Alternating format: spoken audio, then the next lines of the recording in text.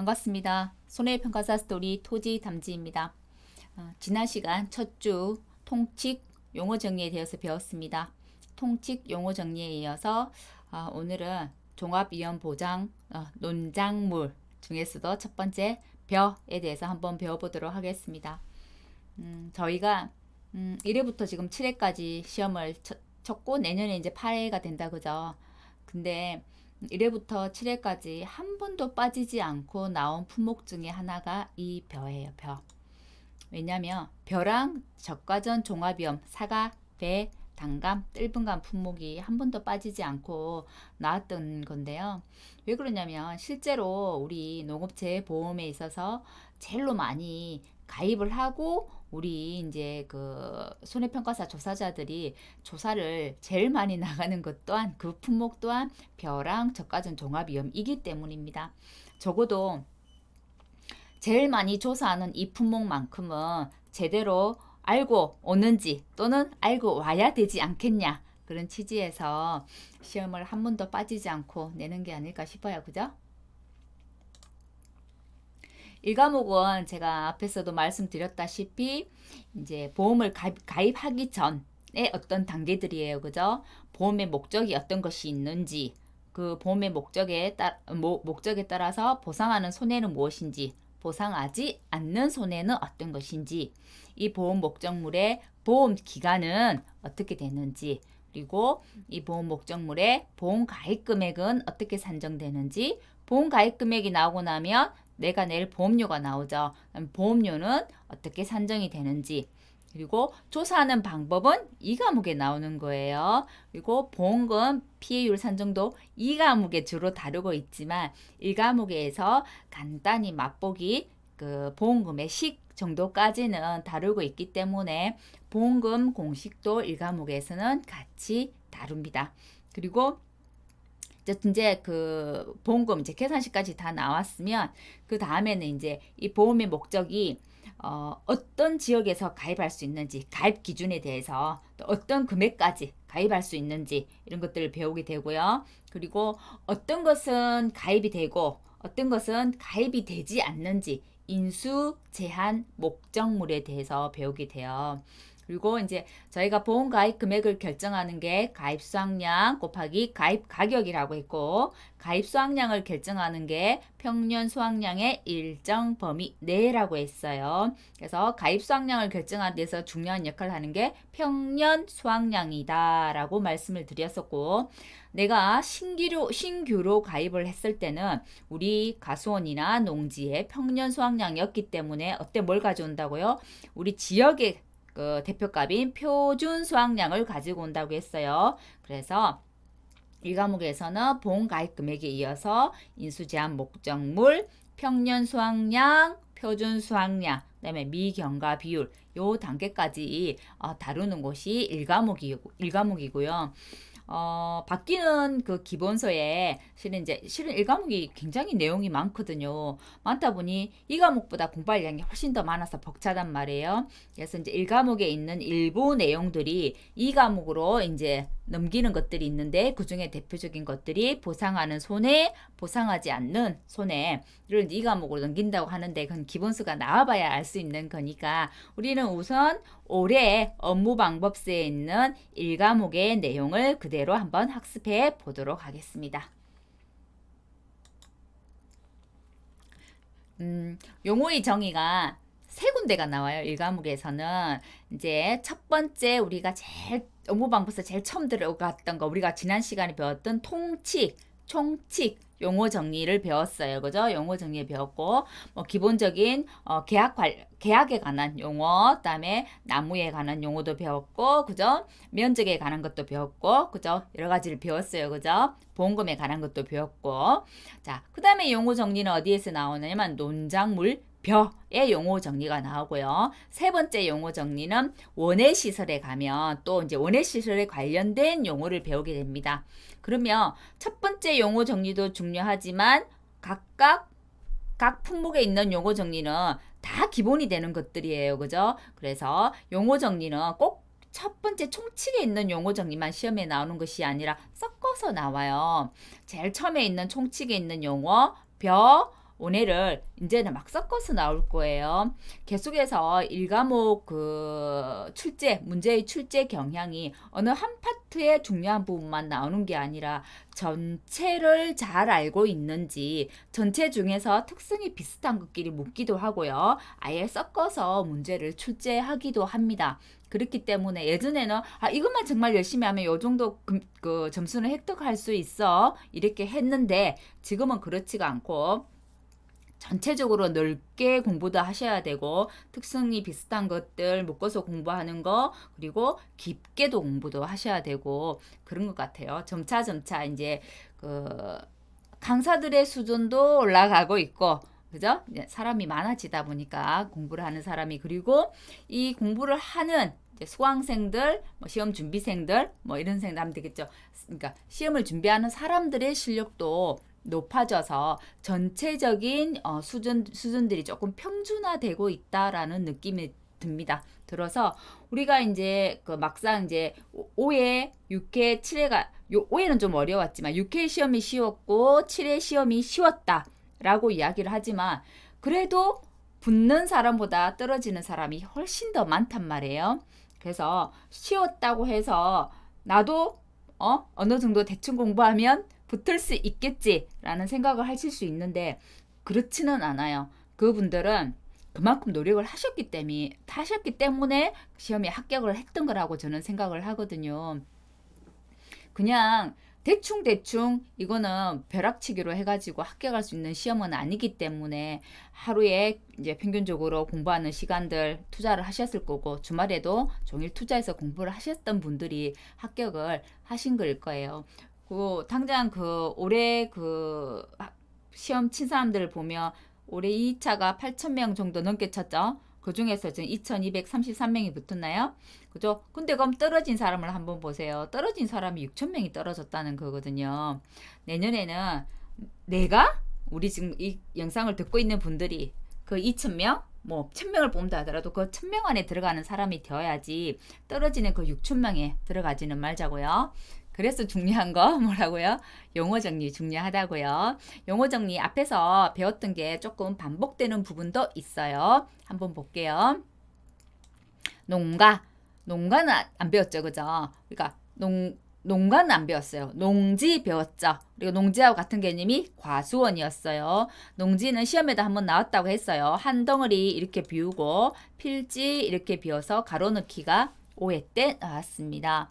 농지는 한 덩어리 토지의 개념으로 필지와 관계없이 농작물을 재배하는 하나의 경작지라고 했고요. 농가는, 그죠? 이 농작물을 재배하는 경작자가 되겠죠. 경작자 또는 법인이 되겠다. 그죠? 경작자를 또 다른 말로는 농업인이라고 하죠. 그 우리 계약자 그 용어 배울 때 배웠잖아요. 계약자는 농업인 또는 임차인 여부와 상관없이, 그죠? 어디에서, 국내에서 무엇을, 보험 대상 농작물을 실제 재배하는 주된 경작자다라고 해서 배웠잖아요. 이 농가가 그 농작물을 재배하는 경작자라는 거하고 같다, 그죠? 그 계약자와 같은 개념이다, 그죠? 농가가. 그다음에 이항입니다. 이항은 어떤 거냐면, 우리가 그 벼는 어떻게 보면 자연농법으로 친환경농법으로 키울 때는 이렇게 직파를 하는 경우들이 있어요. 그냥 뿌려서 씨앗이죠. 씨앗 종자라고 하죠. 종자를 그냥 논에다 그냥 손으로 툭툭툭 흘린다든지, 아니면은 그 직파하는 기계들도 또 따로 있어가지고 기계로 툭툭툭툭 이제 뿌려가지고 이제 논에다 재배하는 방법이 있는데, 그것은 직파예요. 직파 바로 뿌리는 거, 그죠? 종자를 바로 뿌리는 건데, 그렇게 자라면 좀 더 튼튼하게 자라지 못하고 성장도 더 이렇게 우리가 제대로 기계 이양을 해서 키운 것보다 성장하는 데 있어서나, 그러니까 수확량에 있어서 훨씬 더 양이 적어서 성장도, 성장은 그러니까 분할을 하는 게 이제 훨씬 더 적게 되겠죠. 적어서 수확량이 더 적어지는 결과가 나오거든요. 그래서 직파를 하는 것보다는 뭐는 어떻게 하냐면, 이렇게 시골에 가보면 우리가 이제 이게 뭐라고도 하고, 지금 엇방에서는 묘라고도 지금 표현을 하고 있어요.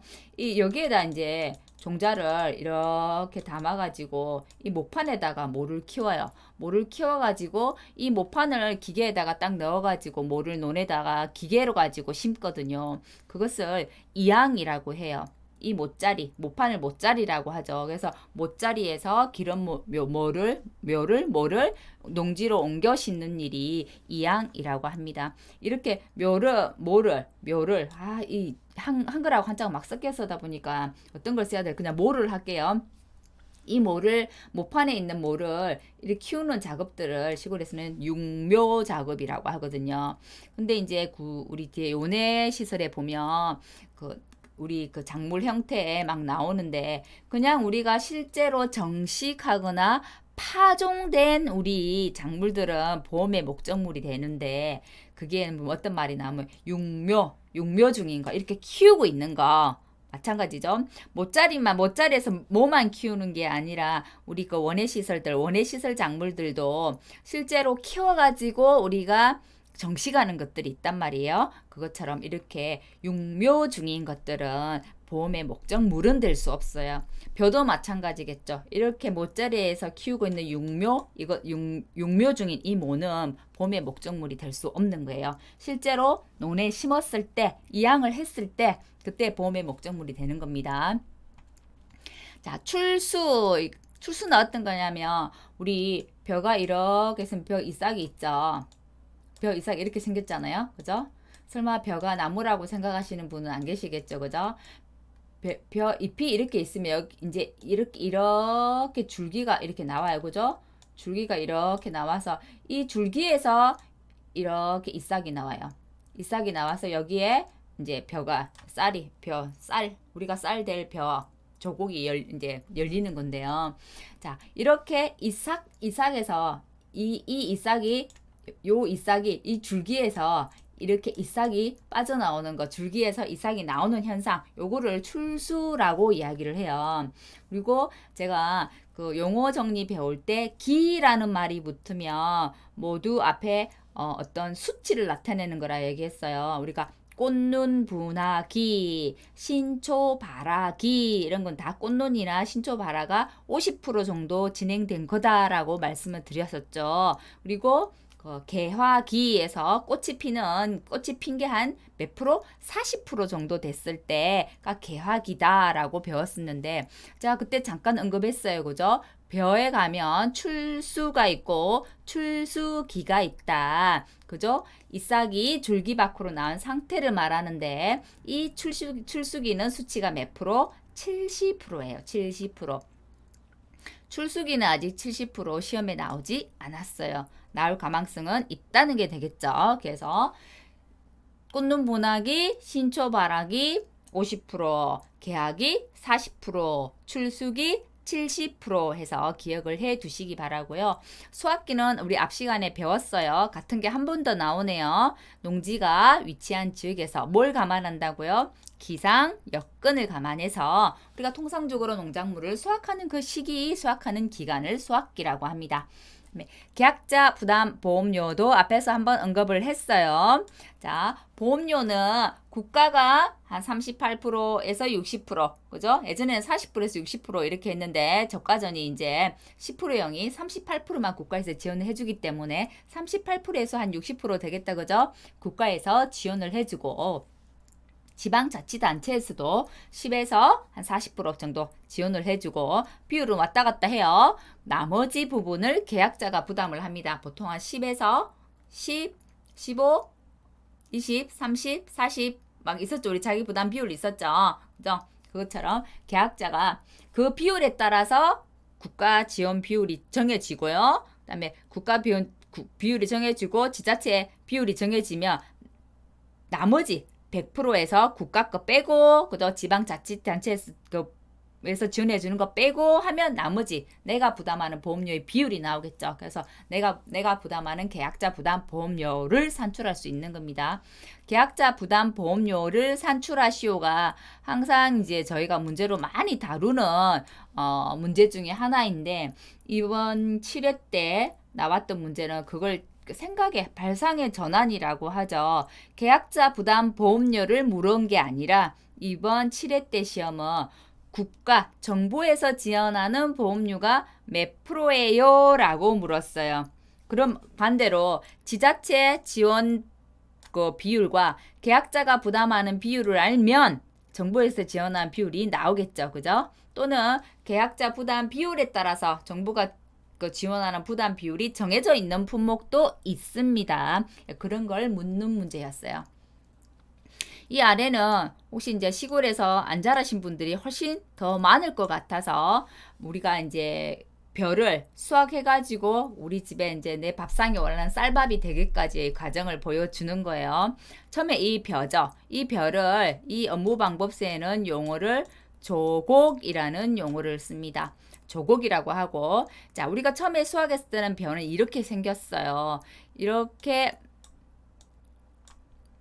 줄기에 이렇게 벼가 달려있다, 그죠? 이걸 하나하나, 그죠? 나달을 뗀 게 요 지금 조곡이 되는 거예요. 나달이요, 나달.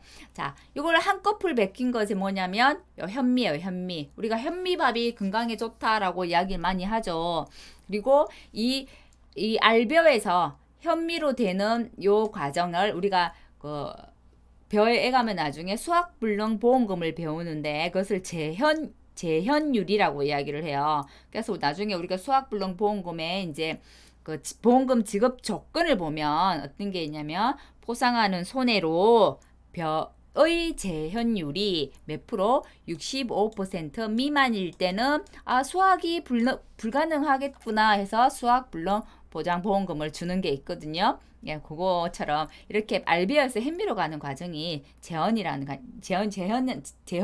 말을 쓰고 이렇게 그 알비어에서 현미로 이렇게 그 가는 것을 이제 우리 조사자들이 이제 그 사용하는 그 뭐라고 해야 돼요? 장비라고 해야 되나요? 그래서 이제 인습기라고 해서 보통은 이제 정미소나 이제 그런 곳에 이제 벼를 이제 정미하는 곳에 가서 해야 되겠지만 우리가 조사할 때는 그 자체 내에서 이걸 전체 다 들고 가서 정미소로 갈 수는 없잖아요. 방앗간이나 정미소가 되겠죠. 없기 때문에 인습기라는 이제 장비를 사용하는데 그건 또 뒷부분에 나오니까 그때 설명을 드릴게요. 현미 상태에서 한 번 더 껍질을 벗긴 게 우리가 알고 있는 흰 쌀이 되고 이 쌀을 밥을 한 게 쌀밥이 되겠죠. 그죠? 혹시나 해서 한번 이런 과정들을 거쳐서 우리 밥상까지 오더라라는 걸 한번 잠깐 설명해 봤어요. 자, 그럼 드디어 이제 보험의 목적이네요. 보험의 목적은 당연히 벼겠죠. 벼. 그죠? 그렇지만 그냥 보험의 목적을 이 보험의 목적이 5회 때 시험에 나왔어요. 한 번도 그 앞에 보험의 목적에 대해서 쓰시라고 나온 거는 3회 때 퉁쳐가지고 보험의 목적이 농작물, 나무, 시설작물 재배용, 농업용 시설물 및 부대시설, 그리고 농작물. 이게 시험에 나오기는 하지만 각각 개개의 품목에 들어가서 보험의 목적에 대해서 서술을 하시오 한 적은 한 번도 안 나오다가 5회 때 나와서 실은 5회 때 굉장히 당황했던 문제이기도 합니다. 그때 어떤 문제가 나왔냐면 제2항 재직파를 묻는 제2항 재직파 보장보험금 제자 들어가는 보험들이 몇 개 있어요. 그다음에 재파종 보험금, 그다음에 재정식 보험금. 자, 이거는 재파종 보험금, 그죠? 자, 제2항 재직파 보험금은 벼에서 지급하는 보험금이고요. 재파종 보험금은 나중에 배우겠지만 밭작물 마늘에서 지급하는 보험금입니다. 재정식 보험금은 밭작물의 양배추에서 지원하는 보험금이에요. 자, 여기 이제 문제가 어떻게 나오면 이 그 세 개 보장 보험금에 그 보험금을 주는 지급 조건도 적으라고 했고요. 각각. 그 다음에 보험이 목적이 무엇인지도 적으라고 했어요. 보험의 목적이 무엇인지, 그 다음에 보험금을 구하는 산식, 이 세 개를 적으라고 해서 15점짜리 문제로 나왔었는데요. 이때 뭘 제일 많이 틀렸냐면 보험의 목적을 제일로 많이 틀렸어요. 단순히 보험의 목적이 제2항 재집하는 벼, 재파종은 마늘, 재정식은 양배추 이렇게 하면 틀리는 거예요. 어떤 벼, 어떤 마늘, 어떤 양배추. 자, 그걸 한번 볼게요. 그걸 묻는 게 이 보험의 목적이에요. 자, 보험의 목적에서 빠지지 않고 이 부분은 전부 다 같습니다. 보험 약관에 따라 보험에 가입한 농작물로서 보험 정권에 기재된 품목, 벼면 벼, 밭작물이 마늘이면 마늘, 양파면 양파, 가로 넣고 자기 품목은 여기 딱 상세하게 나오겠죠. 하지만 앞부분은 모두 같아요. 보험약관에 따라 보험에 가입한 농작물로서 보험증권에 기재된 품목, 이거는 모든 품목이 같습니다. 1번, 이건 같다는 얘기예요. 두 번째, 그 다음에는 보험료 납입일에 따라서 이게 그 해에 납입하는 그 해에 수확하느냐 아니면 그 다음에 이듬해에 수확하느냐를 구분해요. 자, 그럼 변은 어떻게 되는지 볼게요. 그럼 앞에 부분 똑같죠? 보험료 납입일이 여기 또 똑같이 이제 나오는 공통 용어가 되겠죠, 그죠? 보험료 납입일이 자, 변은 속하는 해에 그러면 변은 이듬해에 수확하는 게 아니다, 그죠?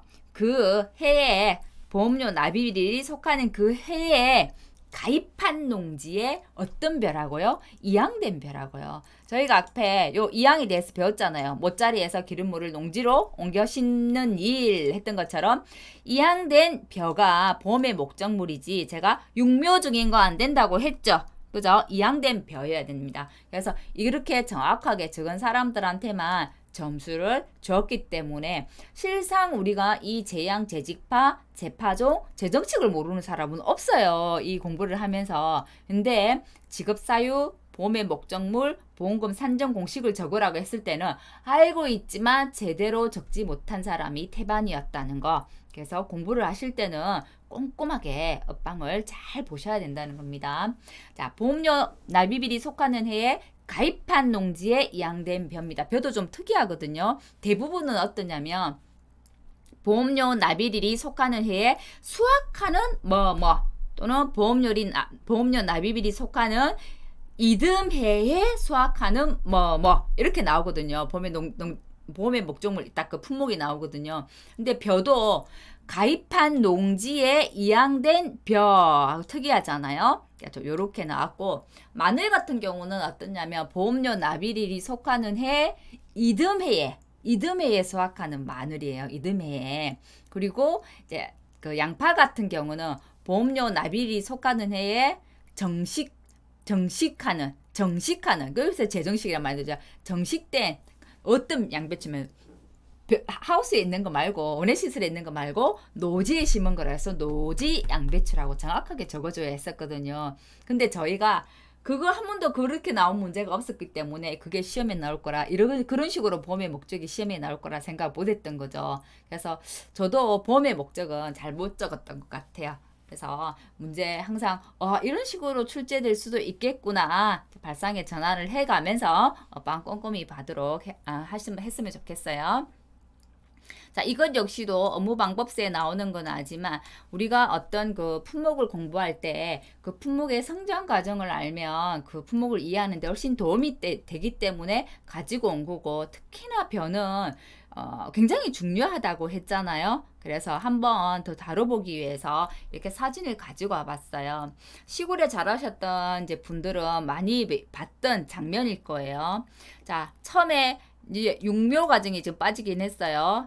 이렇게 모판에다가 모를 기르는 거. 자, 육묘 과정이 있을 거고, 그 다음에 이 육묘된 모를 이양은 하죠. 이양을 한다는 게 실은 요렇게 못자리에 있는 거를 이 논에다가 옮겨 심는 거, 요거 자체가 이양이에요. 자, 이거는 이제 이양을 하기 위한 이양기가 되겠죠. 농기계, 이양기가 되는 겁니다. 이양기는 아주 종류가 다양한데, 자, 요런 이양기를 가지고 지금은 이양을 했네요. 예전에는 사람이 뒤에 우리 경운기 그 머리처럼 손잡이를 뒤로 잡고서 사람이 다리를 걸어다니면서 이양을 하는 시기도 있었어요. 지금은 대부분 이렇게 자동차처럼 올라타고서 바로 이렇게 모판 뒤에 딱 싣고서 쭉 앞으로 가면 모가 심어집니다. 그죠? 그래서 이렇게 심어지기 때문에 우리가 나중에 이 과목에서 표본 조사 방법으로 수확량 조사를 할 때 표본 구간에 이렇게 길이를 구하는 게 있어요. 표본 구간에 네 폭의 길이를 구한다고 해요. 그죠? 네 폭이 이 길이를 구할 때 대부분 이 폭이의 길이들이 그렇게 많이 차이가 나지 않는 거예요. 이한 기계에 따라서 조금 폭을 좁게 심는 것도 있고 좀 넓게 심는 것도 있고 해서 몇 가지 그 수치에서 별로 벗어나지를 않습니다.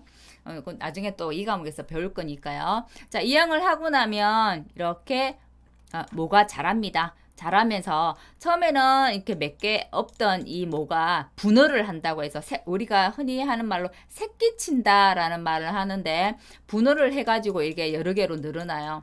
그래서 이런 시기를 분얼기라고 이야기합니다.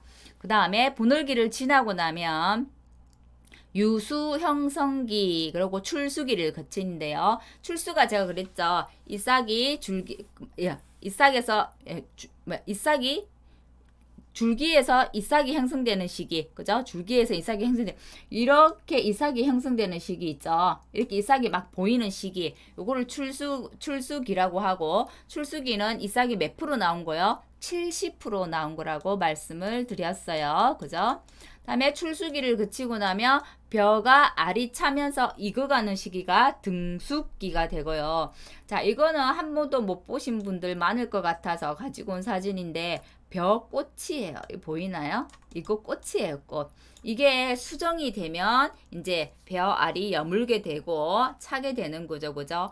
이게 꽃이 피어 있어가지고 뭐든지 수정이 되어야 열매를 맺어요, 그죠? 근데 이렇게 벼꽃이 많이 피어 있는 이 시기에 뭐 우리가 뭐 병충해가 왔다든지 이래가지고 우리가 농약을 잘못했다거나 꽃이 팍 피는 그 시기가 있어요. 뭐 오전, 오후 중에 우리가 뭐 오전에 잘못 농약을 했다든지 뭐 이렇게 하면 이 꽃이 수정을 못해서 그 결실을 맺지 못하게 되죠. 그런 것을 그러니까 꽃이 수정을 못하게 되면 결실을 못하면 알갱이가 쭉정이가 된다는 거예요, 그죠? 그래서 이게 나중에 익으면 노랗게 익는 게 아니라 하얗게 안이가 비어있기 때문에 하얀 현상을 보이는데 그래서 우리가 백수 현상이라고 이야기하거든요.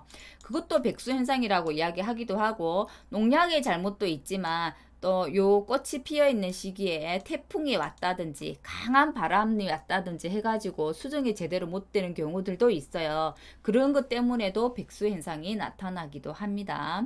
자, 그 다음에 등숙기를 거쳐서 자, 벼가 이렇게 익으면서 고개를 숙여요. 그죠? 숙이면 우리가 수확을 하죠. 이 시기를 수확기라고 하고요. 자, 벼의 성장 과정은 실제로 뭐 시험을 칠 때야 그렇게 중요하지 않지만 우리가 나중에 합격을 하고 현장 조사를 가게 됐을 때는 제일 많이 다루고 조사하는 품목이 벼이기 때문에 적어도 이 벼 품종의 성장 과정이나 또는 병충해의 종류나 그죠? 뭐 피해율 산정이나 보험금 산정하는 정도는 잘 알고 있어야 될 것 같다는 생각이 드네요. 자, 요것도 실은 똑같은 건데 이제 벼의 이제 성장 과정을 쭉 보여주는 거죠, 그죠? 자, 이항기, 분울기, 유수 형성기, 출수기, 등숙기, 수확기를 거쳐가면서 그러면 어떤 시기에 우리는 어떤 조사를 할까라는 것을 한번 보는 거예요, 그죠? 자, 이항기에서 분울기를 거쳐가는 게 이항을 했다, 그죠? 근데 이항을 해야 되는데 이항을 하지 못했을 때, 그죠? 이항을 하지 못했을 때 그때는 뭘 하냐면 이항을 아예 못했네. 그럼 나 이항 못했으니까 이거 이항 못한 거에 대한 보장해 주시오. 그래서 조사하는 게 이항 직파 불능 조사입니다. 그 당연히 이항을 하고 못했을 때 주는 거니까 이항이 제일 마치는 시점부터 조사를 가겠죠. 그래서 이항이 마치는 시점이 여기서 옆방에서는 이항 한계일이라는 용어를 쓰고요. 날짜는 7월 31일입니다. 자, 그 다음에 그 앞에 제2항 조사가 있는데 이거는 어떤 거냐면 이항을 했어요. 이항을 했는데 뭐 갑자기 집중호우가 너무 많이 와가지고 이렇게 토사가 밀려가지고 여기가 다 덮어버렸어요. 그럼 여기에 뭐가 죽어버리죠. 그죠? 자, 이럴 때 그러면 이 부분에만 놔두고 요 부분에만 묘만 키울 수는 없잖아요. 그래서 여기에 다시 묘를 심어요. 그래서 다시 심는다고 해서 재이항한다라고 하는데 나는 요 안에 뭐를 심었는데 뭐가 죽어서 재이항 재직파를 할 거니까 나 재이항 재직파 하는데 또 우리 목값이 더 들잖아요. 그러니까 그때 보장해주는 보험금 있잖아. 재이항 재직파 보장 보험금이에요. 그래서 그 보험금을 줄 때는 조사가 재이항 조사가 되겠죠. 그래서 이항하기 전에 재이항 이항 2항 한개일 전에 제2항 조사를 하게 되는 겁니다. 다음에 이항 집합 불능 조사가 있고, 자, 우리가 계속해서 많이 나오는 용어 중에 하나가 출숙이란 용어가 많이 나와요. 자, 줄기 밖으로 이싹이 나오는 시기라고 했어요. 그죠? 출수기까지 보장을 해주는 조사가 경작 불능 조사예요. 자, 농지가 이것만큼 있는데, 자, 전체 100% 중에 실은 요 한 30%만 남기고 70% 피해를 입었대요. 왜? 너무 많이 뭐 비가 왔다든지 아예 침수가 되었다든지 이런 경우 있잖아요. 그죠? 논 전체 침수돼 버려 갖고 며칠 지나면 뭐 죽거든요. 그래서 앞으로 더 계속해서 키울 수가 없을 것 같아. 그래서 나는 경작을 포기해야 될 것 같대. 그럴 때 주는 보험금이 경작 불능 보험금입니다. 경작 불능 보험금이 예전에는 이 수학기까지 가서 조사를 했거든요. 근데 이제 수학기까지 가서 조사를 하면 수학기에는 또 어떤 조사가 있냐면 제가 아까 수학을 할 수 없을 때 주는 보험금이 있다고 했죠. 수학 불능 보험금이라고 해서 조사는 수학 불능 조사가 되는데요. 경작 불능 조사는 내 자기 부담 비율의 한 2분의 1, 2분의 1만큼, 그러니까 내 자기 부담 비율이 그건 가서 뒤에 설명할게요. 경작불능 아무튼 불능보험금보다 수학불능보험금일 때 피해율을 더 많이 쳐주는 거예요. 그러면 나 조금만 기다렸다가 수학불능보험금 타면 되는데 경작불능보험금 신청 안 하고 기다렸다가 수학불능보험금 탈래 이런 이단들이 생겼던 거예요. 그래서 경작불능 조사를 예전에는 수학기 때 하는 거를 바뀌었어요. 올해부터 바뀌어가지고 경작불능 그 보험금 조사 시기 보장 종료 시점이 예전에는 수학 개시 시점이었는데 출수기로 바뀌었어요. 이제 막 이싹이 나오는 시기 여기까지이기 때문에 이 상태에서 한 70% 나는 피해율이 있어가지고 경작불능 보험금 신청하면요. 그냥 경작불능 보험금을 이때 줘버리고 끝나버리는 거예요. 경작불능 보험금을 받으면 이때는 경작불능 보험금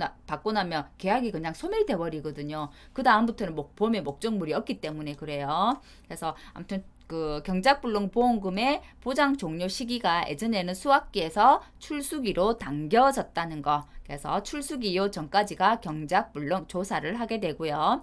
출수를 하고 등수기를 거쳐서 수학기에 갑니다. 보통 수학기가 딱 되기 전에 14일 전후 기간에 조사하는 품목이 있고 수학기에 가서 조사하는 품목이 있고 그러는데요. 자, 수학기에는 당연히 어떤 그 보험금을 주냐면 나는 원래 수학이 이거만큼 나야 되는데 실은 요거만큼 안 났어. 왜? 피해를 너무 많이 입어가지고 나 수학이 이것만큼이나 감소가 된 거예요. 그래서 이 감소된 거에 대해서 보험금 줘 하는 게 수학이 감소될 때 주는 보험금이라고 해서 수학 감소 보장 보험금이 되는 거예요. 자, 수학 감소 보장 보험금을 주기 위해서는 조사하는 방법이 제가 있다고 했죠. 전체를 다 조사하는 거 전수조사.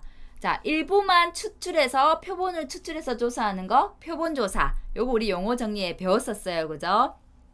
근데 변은 조사하는 방법이 하나가 더 있대요. 그게 바로 수량 요소 조사라고 해서 이 변은 이렇게 이싹이 있고 그죠? 이싹이 있죠. 이싹이 있고 이렇게 이싹 안에 하나하나 나달도 있단 말이에요. 그죠? 그래서 이싹의 개수가 몇 개인지 또는 낫 아래 개수가 몇 개인지를 가지고 조사하는 게 있는데 그게 바로 수량 요소 조사예요. 그래서 벼에 수학감소 보험금을 주기 위한 조사는 3가지 종류가 있더라. 어떤 거? 수량 요소 조사가 있고 표본 조사가 있고 전수 조사가 있구나 라는 걸 알 수 있겠고요. 조사 시기도 조금씩 달라요. 수량 요소 조사는 수학기가 되면 수학하는 그 수학 일자에서 14일 전후 훨씬 더 앞입니다. 표본 전수조사보다 14일 전후 기간에 수량 요소 조사를 할 수 있고 그 외에 표본 조사나 전수조사는 수학기 때 할 수 있는 겁니다.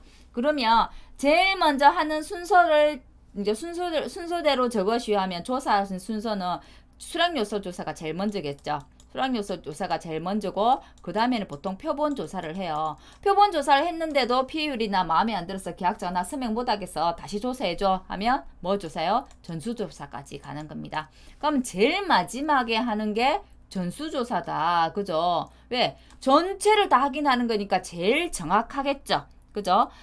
일의 순서는 수량요소 조사가 먼저고 표본 조사하고 그다음 전수 조사로 가지만 정확도는 거꾸로 오는 거예요. 그죠? 그래서 피해율을 산정할 때 이 세 가지 조사를 다 했다고 하면 무조건 피해율은 뭘로 가지고 계산하면 전수 조사로 계산합니다. 전수. 일에 먼저 하는 일의 순서는 수량요소, 표본조사, 전수로 가지만 피해율을 산정할 때는 거꾸로 와요. 전수가 제일 먼저, 그 다음에 표본조사, 수량요소조사 우선순위가 그렇게 된다는 거 간단하게 한번 언급해 봤어요. 네, 뒤에 배울 거거든요. 자, 보상하는 손해, 보상하지 않는 손해예요. 그죠? 1과목에서는 항상 보상하는 손해가 뭐야, 보상하지 않는 손해가 뭐야 라는 말을 계속해서 나올 거예요. 왜냐면 이거는 보험금을 주기 위한 거니까 보상하지 않는 손해는 보험금을 주지 않을 거 아니에요. 그러면 보상하는 손해가 어떤 건지, 보상하지 않는 손해가 어떤 건지 정확하게 알아야만 내가 보험금을 탈 수 있는지 없는지를 알 수 있다는 겁니다. 우리 여러분들이 조사를 가야 되는 상황인지 조사를 가지 말아야 되는 상황인지도 결정이 되는 거겠죠. 이 보상하는 손해, 보상하지 않는 손해로 의해서. 그죠? 자, 그럼 보상하는 손해는 어떤 게 있냐면, 자, 자연재해, 조수해, 화재가 있대요. 자, 이거를 줄여서 우리는 앞으로 계속 뭐라고 부를 거냐면 자조화라는 용어를 사용할 겁니다. 자조화 이 부분을 통틀어서 어떻게 보장한다고 하냐면 자연재해도 보상해주고 조수해도 보상해주고 화재도 보상해주는구나라 종합으로 다 해주네. 이래서 이거 세 개를 묶어서 종합 자연재해라고 이야기합니다. 종합자연재해. 종합자연재해 어떤 게 있다고요? 자연재해, 조수해, 화재라. 그래서 자조화가 되고요. 변은 병충해를 보장해주는 품목입니다. 우리가 이 옆방에서 이제 병충해를 보장해주는 품목은 그렇게 많지 않아요. 자, 벼가 지금 배우는 벼가 있고 모든 그 병충해를 보장해주는 고추가 있고요. 감자도 있어요. 그리고 우리 과수 중에서는 유일하게 복숭아가 세균성 세균성 전문이병이라고 해서 세균성 전문이병은 맞나요? 세균구면병이네요. 그죠? 자꾸 헷갈리네요. 세균구면병이라고 해서 복숭아만 과수 중에 유일하게 병충해를 보장해주고 나머지는 보장해주지 않아요. 그래서 병충해를 그럼 보장하는 품목이 어떤 건지도 나중에는 구분해서 알고 있어야 되겠죠. 그리고 그 품목도 알아야 되지만 그 품목의 병충해를 보장하는 데가 그 병충해 명은 어떤 건지도 알아야 되겠어요. 그죠? 자, 벼는 병충해를 보장하는데 병충해를 몇 가지를 보장하냐면 7가지만 보장을 한대요. 7가지인가 8가지인가요? 하나, 둘, 셋, 넷, 다섯, 여섯. 7개 맞네요. 그죠? 7가지만 보장을 한대요. 근데 실은 벼는 병충해 종류가 엄청 많거든요. 병충해라고도 되어 있고 뱅해충이라고도 되어 있는데 같은 말입니다. 자, 이 7가지 병충해는 암기팁이 있는데 이제 제가 여러 개 암기팁을 올해는 소개해 줬었는데 그 중에 저는 계속 하다 보니 이게 제일 입에 있더라고요. 자, 앞에 글자만 따서 흰줄벼도 깨먹새라고 암기팁을 한번 외워볼게요. 자, 벼의 병충해 암기팁은 흰줄벼도 깨먹새. 그러면 흰부터 한번 가볼게요. 흰잎 마른 병. 잎이 마르는 병이 있는데 흰잎으로 하얀색으로 마른데 그래서 흰잎 마른 병. 그럼 또 이제 줄입니다. 그죠? 자, 잎이 마르는데 줄무늬가 생겨서 마른데 그래서 줄무늬 잎 마른 병 있고 또 잎이 마르는 병은 하나 있어요. 마른 병이 있어요. 그건 뭐냐면 자, 세균성 벼알 마른병. 이거는 깨먹새의 새에 해당되겠죠. 그죠? 그다음에 벼는 뭐냐면 벼멸구. 자, 이 병충해 중에 병으로 오는 게 있고 충으로 오는 게 있는데 충으로 오는 거에 벼멸구예요. 벼멸구, 해충. 그죠? 충으로 오는 게 벼멸구고 또 충으로 오는 게 먹노린재예요. 노린재는 이 먹색 말고 다른 색도 있어요. 그 중에 먹색만 보상을 해준다는 겁니다. 먹노린재만 보상해주는 병충해더라. 자, 그럼 충으로 인한 거는 먹노린재, 벼멸구가 되겠네요. 그럼 남은 건 뭔가요? 깨먹새의 깨. 깨씨무늬병. 우리 이렇게 벼에 이제 잎이 있다고 하면 잎에 우리 이제 깨 있죠, 깨. 우리 참깨. 깨씨처럼 이렇게 점박이 이렇게 무늬가 생겨서 병이 오는 게 있는데요. 요것을 깨씨무늬병이라고 이야기를 해요. 자, 그 다음에 남은 거 마지막 도열병 있네요. 도열병은 종류가 많습니다. 잎사귀 오면 잎삭 도열병, 잎이 오면 잎 도열병, 그 다음에 목 도열병 종류가 많습니다. 자, 그러면 암기 팁. 흰, 줄, 벼, 도, 깨, 먹새. 흰잎 마른병. 자, 줄무늬로 온다고 해서 줄무늬 잎 마른병. 벼멸구. 도열병. 깨씨무늬병. 먹놀인재. 세균성 벼알 마른병이 우리가 포상해주는 병충해가 되더라. 7가지입니다. 이거 별거 아닌 것 같지만 실제로 병충해를 구분하는 것도 현장 가서는 중요하고, 그죠? 왜? 병충해 막 섞여 있거든요. 보상하지 않는 것들하고. 그래서 보상하는 병충해가 무엇인지 아는 것도 중요해요. 그래서 요게 벼에 보상하는 병충해가 나오는 문제가 2번이나 출제가 되었어요. 5회 때는 전부 다 적으시오라고 출제했고요. 벼 병충해 보장하는 병충해 다 적으라고 나왔었고, 7회 이번에는 요 중에 5가지만 적으라고 나왔어요. 근데 이게 시험을 칠 때 또 암기 팁을 하나 알려드리자면 5개만 적으시오 했으면 실제로 7가지를 보장한다 하더라도 5가지만 적으면 돼요. 내가 정확하게 아는 것 5가지. 근데 왠지 내가 이걸 열심히 외웠는데 막 다 적고 싶거든요. 그 적다가 뭐 어떻게 하냐면 흰줄벼도 깨먹새 이래 해가지고 외워서 새를 아까 저도 아까 새 막 잠깐 헷갈렸죠.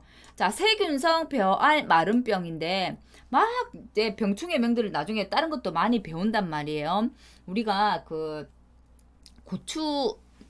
고추에 가보면 세균성 정문이병이라는 게 있어요. 그래서 이제 막 이 병충해 저 병충해를 적다 보니까 이제 어떤 분이 이런 거예요. 이번에도 자 5가지를 적으시오 했는데 제일 처음에 세균성 전문이병 적고 도열병 적고 이제 나머지 쭉 적었어요. 그러면 보통 이거 매길 때 어떻게 하냐면 첫 번째부터 순서대로 매긴다고 해요. 그래서 5개까지 맞으면 7가지를 적었다 하더라도 요 앞에 5개까지만 보는 거예요. 일반적으로 우리 시험은. 그럼 5개가 맞으면 점수 5점이에요. 근데 첫 번째 세균성 벼알 마른병을 적어야 되는데 세균성 전문이병을 적었대요. 그러면 어떻게 되냐면 이 사람은 틀린 게 되는 거예요. 그래서 굳이 뭐 7개, 8개가 되는데 5개만 적으시오라고 했을 때는 7개, 8개를 다 적으려고 생각하지 말고 시간도 더 많이 낭비하잖아요. 내가 정확하게 아는 거, 제대로 된 거 딱 5개만 찾아서 적으시면 됩니다. 네, 이런 경우는 있어요. 자, 5개인데 5개 앞에 다 맞아요. 다 맞고 6개도 맞아. 7번째 내가 세균성 전문이병 잘못 적었어요. 그럴 때는 앞에서부터 5개로 끊어가기 때문에 요거는 맞다고 처리를 해준다는 게 관례상 그렇다 하더라고요. 그래서 그래도 이거보다는 안전한 건 뭐예요? 내가 정확히 하는 거 5가지 적는 게 더 낫잖아요. 그래서 시험을 칠 때는 답안지를 작성하는 요령 그런 것들이 좀 필요한 것 같아요. 그죠? 내가 정확하게 모른다. 5가지만 적으라 한다면 정확히 하는 거 5가지만 적는 거예요. 자, 그 다음에 자연재해 조수의 하재였는데 그러면 이 자연재해는 어떤 것들이 있을까라는 것도 궁금하죠. 그 자연재해가 자, 요렇게 종류가 많대요. 태풍, 우박, 냉해, 동상해, 설해, 한해, 조해, 기타, 폭염, 호우, 강풍.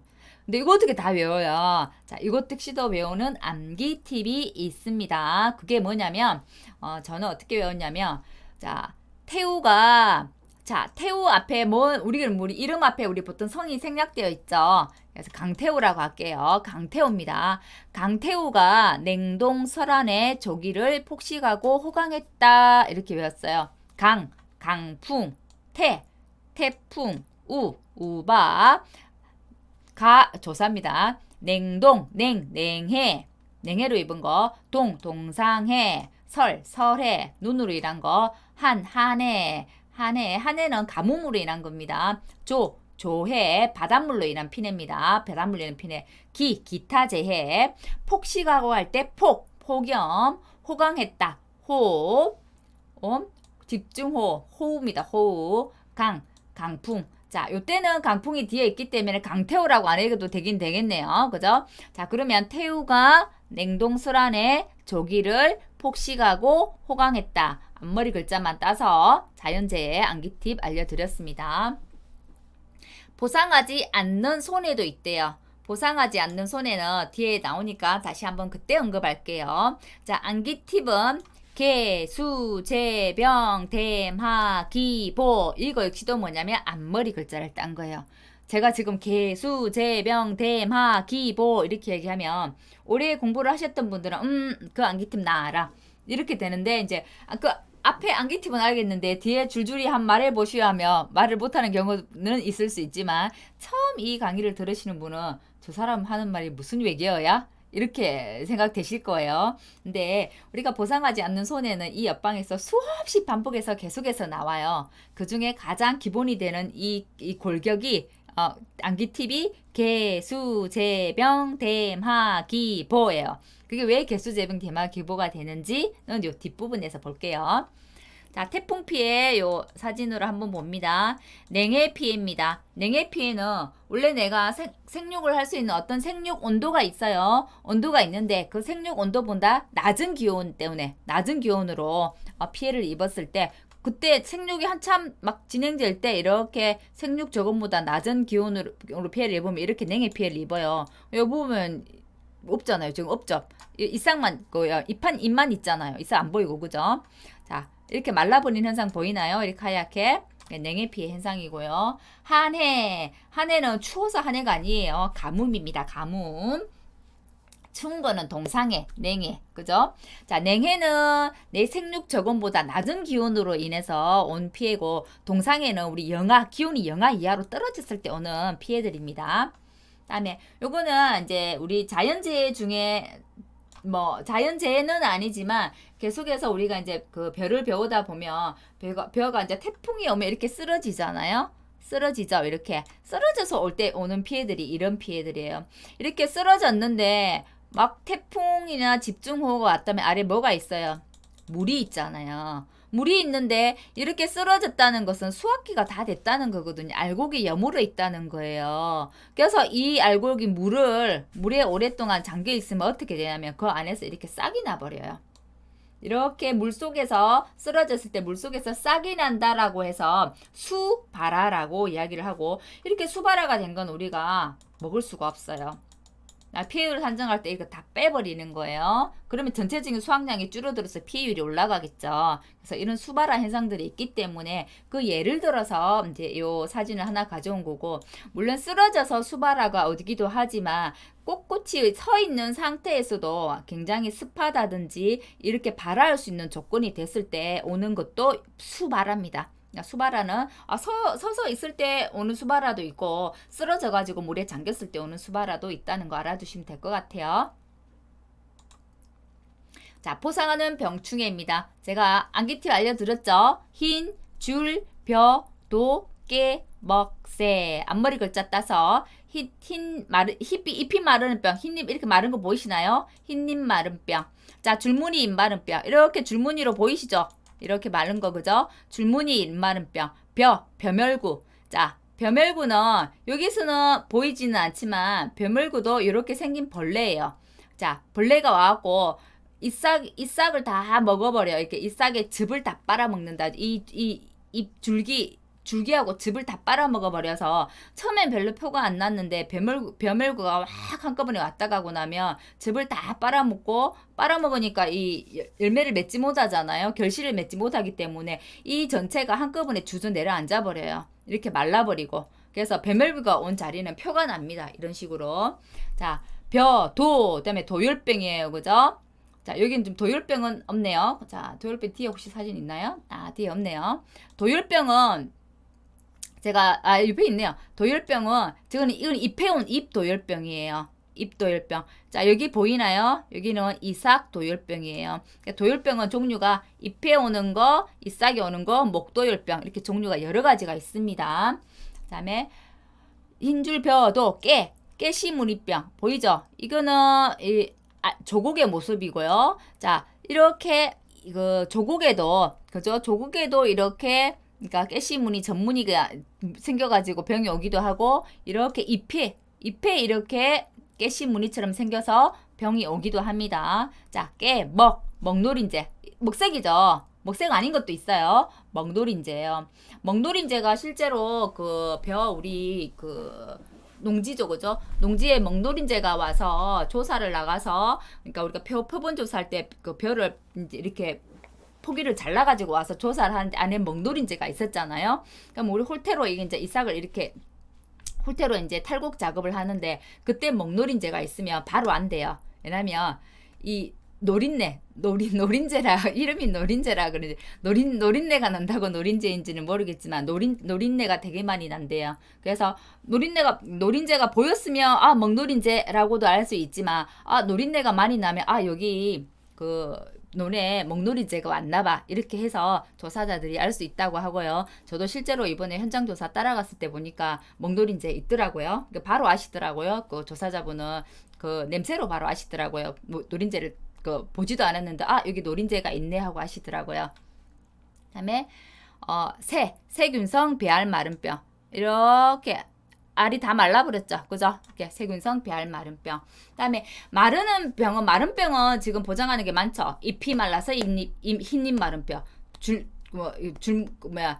하얗게 마른다고 해서 흰잎 마른병. 줄무늬처럼 생긴다고 해서 줄무늬 잎 마른병. 그다음에 세균성 아래 마른병 같다고 해서 세균성 배알 마른병이 있는데 마른병은 또 있어요. 입진무늬 마른병 이런 것들이 있는데 입진무늬 마른병은 실은 보상하지 않는 거예요. 생긴 다르죠. 그죠? 요 이싹 쪽에 왔네요. 줄기 쪽에 왔네요. 그죠? 아랫부분, 뿌리 줄기, 뿌리 바로 윗부분, 여기에도 왔고, 그죠? 근데 입진무늬 마른 병은 포상하지 않는 병충해라고 합니다. 그리고 이게 이제 약간에 있는 내용인데, 이제 우리가 피해율이 나오면 최대 피해율은 100%예요. 그죠? 내가 100%까지 피해율이 나오면 100% 다 보상을 해야 되는 거죠. 대신 우리가 가피자 배웠죠. 보험가입 금액 곱하기 피해율 마이너스 자기부담 비율이기 때문에 내 자기부담 비율이 있으면 내 자기부담 비율이 10%다 하면 10%만큼 빼는 거예요. 그죠? 근데 병충해만 가지고 피해가 온 경우 있죠. 뭐 자연재해 이런 게 안 오고 병충해만 온 피해, 뭐 도열백이 단독적으로 왔다든지, 그죠? 배멸기가 단독적으로 왔다든지, 병충해만 단독으로 온 피해는 최대 피해율을 70%까지만 인정해 준대요. 자, 이거는 약관에 있는 내용이긴 한데요. 자, 내년 기본소에는 약관에 있는 내용들도 일부 기본소 내용 아예 본문으로 들어온다고 하니까 약관에 있는 병충해 단독 피해일 때는 피해율을 최대로 몇 프로까지? 70%까지만 인정해 준대라는 것까지도 기억을 해 두도록 합시다. 배멸구 보이시나요? 배멸구 옆에 조그맣게 보이죠? 막 이렇게 새까맣게 붙어 있는 거. 확대한 모습이 이렇게 생겼어요. 꼭 매미처럼 생겼죠? 그죠? 이거 즙을 빨아먹는 거예요. 여기 줄기에. 즙을 다 빨아먹으니까 벼가 빼짝 말라가지고 또 주저앉아 버려요. 자, 그 다음 보험기간입니다. 보험기간은 일과목에서 계속해서 품목마다 빠지지 않고 나오는 게 보험기간입니다. 그리고 이 보험기간 안에 있는 사고만 저희가 보장을 해주잖아요. 그렇기 때문에 이 보험기간은 중요해요. 왜? 내가 보험기간이 7월 31일까지인데 8월 5일날 사고 접수를 했어요. 보험 보상 안 해준다는 거예요. 조사 안 나가요.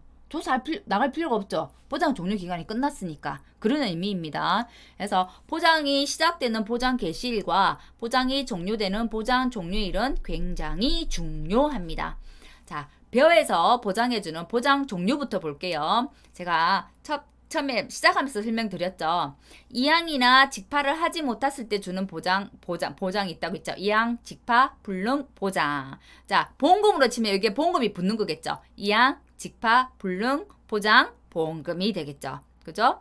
그 다음에 제2양, 재직파를 했을 때, 그죠? 이거는 아예 2양 직파를 못 해갖고 나 그냥 농사 못 짓겠어. 돈 줘. 이거고요. 그 다음에 제2양 재직파는 일정 부분 이양 못한 부분 나 다시 재이양 할게 또는 재직파 할게 요 금액만큼 한 거 돈 줘 이 말이죠. 그래서 재이양, 재직파, 보장, 보험금이 있고요. 그다음에 나 그냥 아예 경작 못하겠어. 나 경작 포기할래. 이랬을 때 주는 게 경작, 불능, 보장, 보험금이 되겠고요.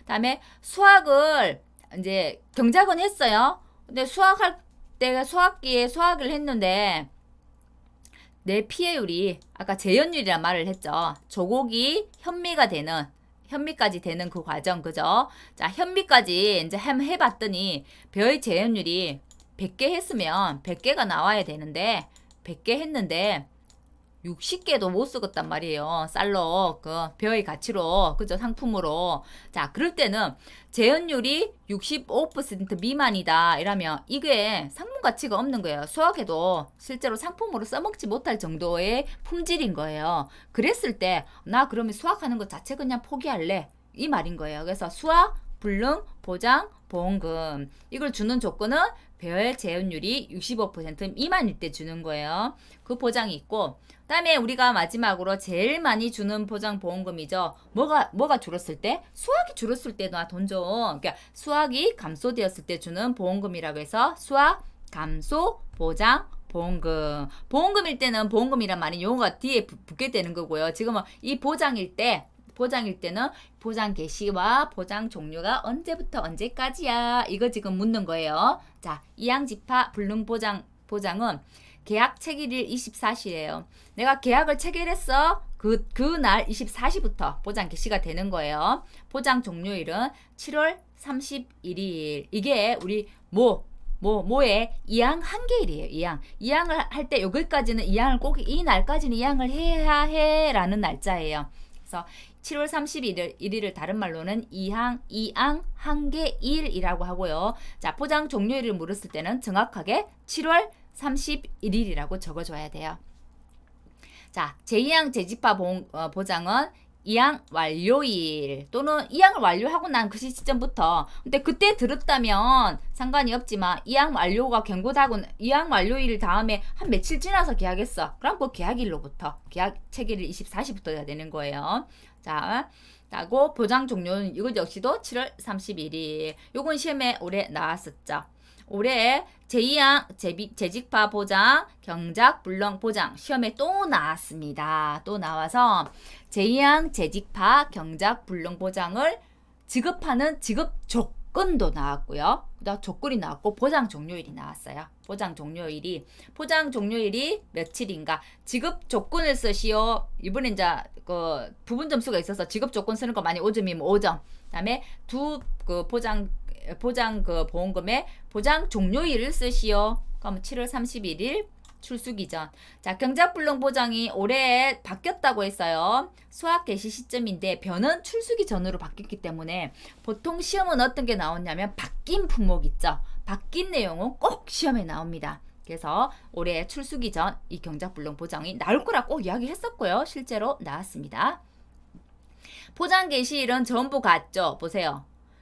계약 체결일 24시이거나 벼는 이양된 농지에 가입된 농지에 이양된 벼라고 했잖아요. 보험 목적물이. 그렇기 때문에 이양을 해야만 보험 목적물로서의 가치를 지닌 거야. 그래서 보장 개시가 막 어디 다 똑같이 이양 완료일 또는 직파 완료일 24시가 되는 거고 만일 이양 완료일이 경과하고 난 다음에 보험에 들었어요. 그때는 당연히 계약 체결일 24시부터가 되는 겁니다. 자, 보장 종료일 더 이어서 갈게요. 수학 불능 보장, 수학 감소 보장은 둘 다 수학기에 보장을 해주는 보험이기 때문에 수학기 종료 시점이 보장 종료일이래요. 근데 수학기 종료 시점은 또 품목마다 전부 달라요. 수학기가 당연히 다르겠죠. 복숭아가 있는 시기가 다르고 마늘이 있는 시기가 다르고 그죠? 유자가 있는 시기가 다르고 이렇게 벼가 있는 시기가 다르고 보리가 있는 시기가 다르고 그래요. 자, 벼는 수학 종료 시점이 11월 31일. 11월 30일은 좀 늦어요. 가을, 늦가을, 초겨울 이쯤이잖아요. 그래서 11월 31일 초과할 수 없다. 보통 우리 뭐 제주도나 이런 데를 제외하고 육지에서 제일 마지막에 조사하는 게 벼나 콩 종류가 벼 다음에 이제 콩이 조사를 하고 벼도 거의 끝 무렵에 조사하는 조사 품목이라고 생각하시면 돼요. 자, 그러면 보장 개시와 보장 종료 한번 가볼까요? 이항 직파 불능 보장. 계약 체결일 24시에서 보장 종료일은 7월 31일. 제2항 재직파 보장은 이항 완료일 24시에서 자, 지나버렸다고 하면 계약 체결일 24시가 되겠고요. 보장 종료일은 7월 31일. 경작 불능 보장은 이항 완료일 24시에서 지나면 계약 체결일 24시요. 다음에 보장 종료는 출수기 전. 수학 불능 보장은 이항 완료일 24시에서 수학기 종료 시점. 수학 감소 보장은 이항 완료일 24시에서 수학기 종료 시점. 그리고 변은 병충해 보장 해준다고 했어요. 병충해 보장은 앞에 요 보통 약관하고 똑같아요. 병충해는 누구나 보장을 해주는 것이 아니고 우리도 보험에 들 때 딱 기본으로 보장해주는 보통 약관 주계약이 있고 너 특약보험 특별약관에 들어야만 이거 보장해줄게 하는 특약이 있어요. 그죠? 그것처럼 우리 농작물 재보험도 마찬가지예요. 무조건 기본적으로 보장해주는 주계약은 보통 약관이고요. 특별약관에 들어야만 보장해주는 특약이 있고 그래요. 근데 병충해 보장은 특약에 가입해야만 보장해준대요. 근데 변은 워낙 많이 재배도 하시고 매년 뭐 태풍이라는 재해들이 빠지지 않고 이렇게 오기 때문에 대부분 병충해 보장은 특약이지만 필수적으로 가입을 하겠죠. 병충해 보장은 보통 약관에 있는 거하고 똑같아요. 하나만 다른 게 있는데 그건 뭐냐면 이항 직파 불능 보장은 없어요. 왜냐면 병충해는 뭔가 보험 목적물이 있어야만 병충해가 오잖아요. 근데 이항 직파 해갖고 불능 보장 받아버리면 보험 목적물 자체가 없는데 병충해가 올 리가 없잖아요. 그렇기 때문에 병충해일 때는 이항 직파 불능 보장은 없고 나머지는 자, 이 보통 약관에 있는 보장 개시와 보장 종료일하고 같더라라고 생각해 주시면 되겠습니다. 그래서 이 보험 기간을 알기 위해서 이제 잠깐 설명했던 게 이거였던 거예요. 벼손해평가 실은 이게 보장 그 기간하고 상관이 있는 거죠. 이항 직파 불능조사, 재이항조사는 7월 31일까지. 7월 31일까지도 이항을 못했으면 그때 이제 이항 직파 불능조사 해가지고 이항 직파 불능보험금 주는 거예요. 출소기까지 경작 불능보험금 그죠? 종료일이 되겠고 대신 이제 남아있는 수학 불능조사나 우리 수학 감소는 수학기까지니까 수학기 종료 시점까지가 보장 종료 기간이 되는 거예요. 수학기 종료 시점이 변은 언제라고요? 11월 32일까지니까 11월 30일은 초과하면 안 돼. 그 말이 11월 30일을 초과할 수 없음. 이렇게 되는 거예요. 됐죠? 수학기 종료 시점 단 11월 30일을 초과할 수 없음. 됐나요? 자, 오늘은 여기까지 할게요. 왜냐면 실은 우리가 다른 품목들을 하고 벼 품목 이거를 했다고 하면 실은 뭐 보험료 보험 가입 금액까지 다 나가버렸겠지만 우리가 지금 처음으로 공부를 하는 품목이에요. 품목이기 때문에 각 품목에 있는 용어들마다 전부 다 설명을 하려다 보니까 시간이 좀 오래 걸리더라. 왜냐면 이렇게 또 자세하게 설명을 하지 않으면 오래 공부를 하신 분들은 이 첫 수업이 조금 지루할 수 있어요. 왜? 난 다 아는 이야기니까. 하지만 올해 처음으로 공부를 하시는 분들, 올해 시험 쳤던 분들 말고 처음으로 공부를 하시는 분들은 용어가 하나도 지금 들어본 말들이 없잖아요. 용어들이 없잖아요. 그래서 자세히 설명해 주지 않으면 이해하기도 힘들고 도대체 외래어 같아서 무슨 말인지도 모르겠고 어렵단 말이에요. 그래서 조금 천천히 자세히 설명하는 시간을 가졌고요. 벼는 또 워낙 중요하기 때문에 시간을 좀 두고 강의를 진행해 나가는 걸로 할게요. 그러니까 강의를 좀 더 늘려서 하더라도 그래서 그 부분은 이해를 해 주시고 들어 주십사 당부 말씀드립니다. 오늘 여기까지 하고 다음 시간에 벼 강의 다시 이어서 가겠습니다. 수고하셨습니다.